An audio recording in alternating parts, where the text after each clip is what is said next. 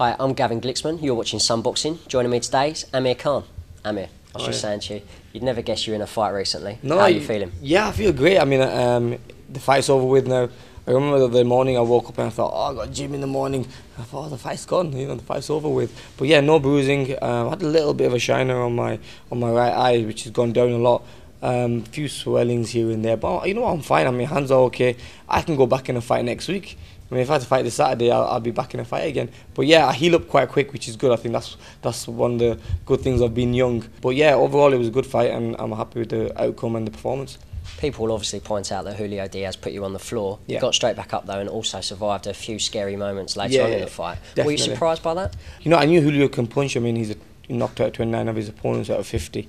So I knew that I had to be careful, and he's a big left hook puncher. I mean, typical Mexican style, come forward fighting, and they can punch. So I had to kind of be wary of that. But when he caught me in the fourth round, caught me while I was moving my feet. So I had no balance, but he caught me.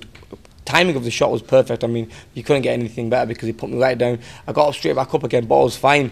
But I remember looking in the corner, and the corner said, look, just nice and easy, which was Virgil, my trainer. He said, nice and easy, just go back to boxing again.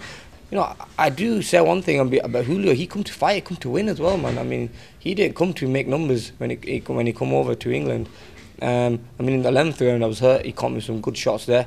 But he was giving it all. I mean, a fighter who's moved down from 147 to fight me at 143, which was catch weight.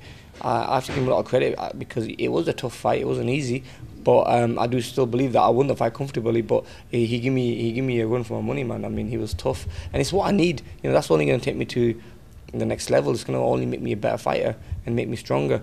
But Julio Diaz was one of them fighters that we wasn't really looking at.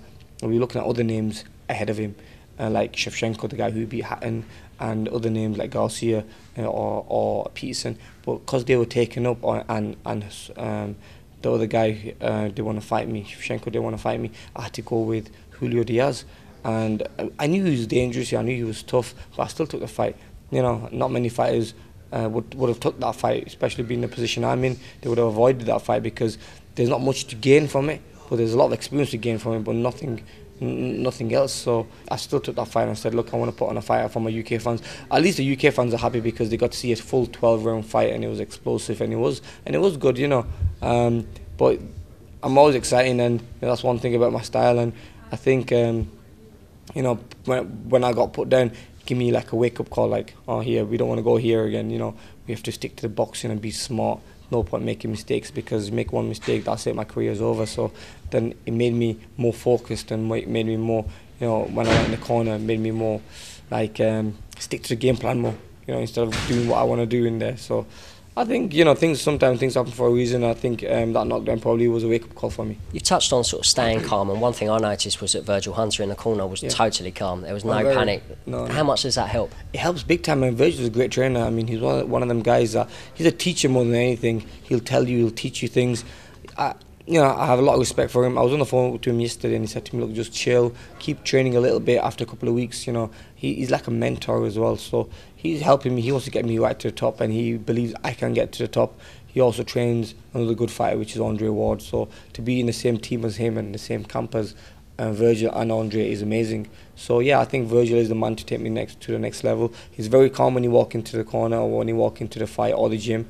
He's just one of them guys, you do listen to him because he has a very deep voice as well. So I think it does help, having someone like him in the corner. You never want to get to that stage where you get shouting.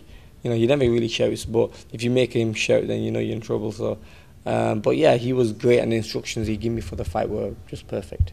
Virgil has said that he thinks you need to spend more time in the States with him. I know you're taking time out now to get married, and you've got Ramadan coming up as well.